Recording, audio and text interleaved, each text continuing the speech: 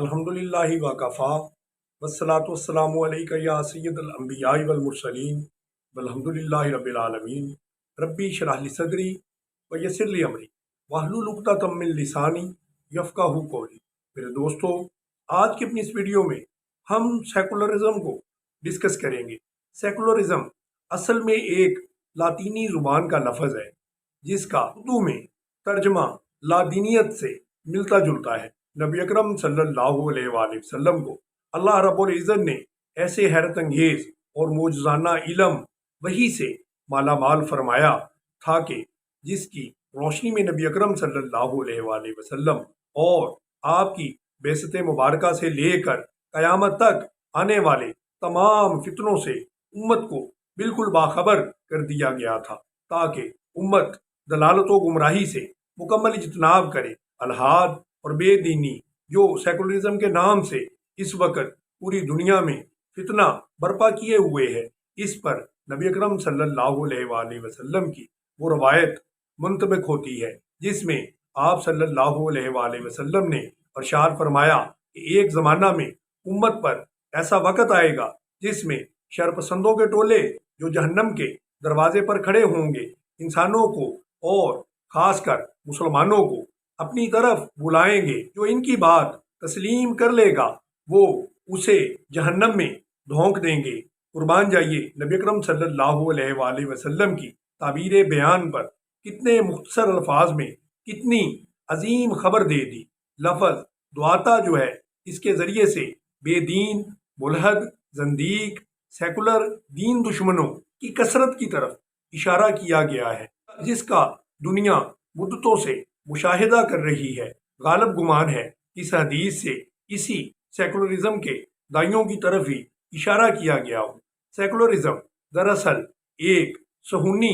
یا یہودی تحریک ہے جس کا مقصد انسانی مساوات، آزادی، تحریک، ریسرچ، عالمی قانون اور تعلیم کے نام پر دین کو زندگی کے تمام شعبہ جات سے نکال دینا اور مادیت کا گرویدہ بنا کر روحانیت سے بالکل بیزار کر دینا، یہ کہہ کے کہ دین کی پیروی انسانی آزادی کے منافی ہے، لہذا سیاست اور دین، معیشت اور دین، معاشرت اور دین یہ سب الگ الگ ہیں۔ دین طبیعت اور فطرت کے خلاف ہے، لہذا کسی بھی دین کی پیروی جو ہے وہ درست نہیں ہے۔ ان کی صورتحال ایسی ہی ہے جیسا کہ قرآن کریم نے ان کے متعلق کہا ہے کہ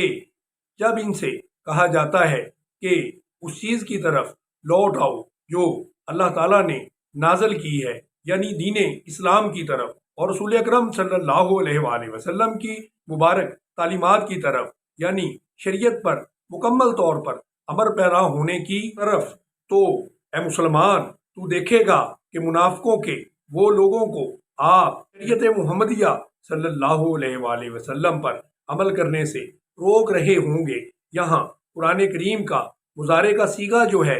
یصدرون اس بات کی طرف نشاندہی کر رہا ہے کہ صرف نبی اکرم صلی اللہ علیہ وآلہ وسلم کے زمانہ تک خاص نہیں بلکہ استمرار کے ساتھ ہر زمانہ میں ایسا ہی ہوگا۔ سیکولرزم دراصل یورپ کی پیداوار ہے۔ اس کی وجہ بیان کی جاتی ہے کہ جب اسلام نے آ کر علم کے دروازوں کو دنیا پر کھولا اور اسلام کا اثر و رسوخ مشرق سے نکل کر مغرب میں غرناطہ اور بوسنیا تک پہنچا تو اہل مغرب کی آنکھیں کھلی۔ اس لیے 16ویں صدی عیسوی تک یورپ میں کنیسہ اور چرچ کو مکمل طور پر اثر و رسوخ حاصل رہا تھا، جبکہ 17ویں صدی میں اہل یورپ نے مسلمانوں کی علمی آزادی اور ترقی کو دیکھا اور عیسائی پادریوں اور بادشاہوں کی تنگ نظری اور تعصب کو دیکھا، تو اس کے نتیجہ میں علمی تحقیقات پر پابندی اور کوئی رائے پیش کرنے والے کو ظلم کا شکار ہوتے دیکھا، تو انہیں محسوس ہوا کہ عیسائیت ہی دراصل ہماری ترقی کے لیے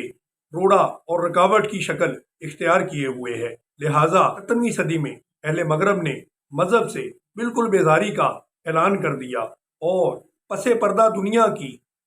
خوفناک ترین تخریبی تحریک ماسونیت کی کارستانیوں اور سازشوں کا نتیجہ تھا۔ اس لیے جب ان سیکولرزم کے حاملین کو کامیابی ملی تو انہوں نے اعلان کیا کہ اب عقل کو آزادی ہوگی اور مذہب کی قید و بند سے انسان آزاد ہوگا اور طبیعت اور نیچریت کا بول بالا ہوگا۔ جب یورپ میں سیکولرزم کو غلبہ حاصل ہوا تو اب وہ دنیا پر راج اور سلطنت کے خواب دیکھنے لگے۔ اس طرح انہوں نے مشرق کی طرف رخ کیا اور 1789 میں مصر پر حملہ کیا۔ انہیں 19ویں صدی کے آنے تک پورے مشرق کو اپنی لپیٹ میں لے لیا۔ پھر کچھ ناعاقبت اندیش مادہ پرست مسلمانوں کو بھی اپنے چنگل میں پھنسا لیا۔ سیکولرزم کا اصل ہدف امت مسلمہ کو موجودہ دور میں اسلام سے بیزار کر کے مادیت سے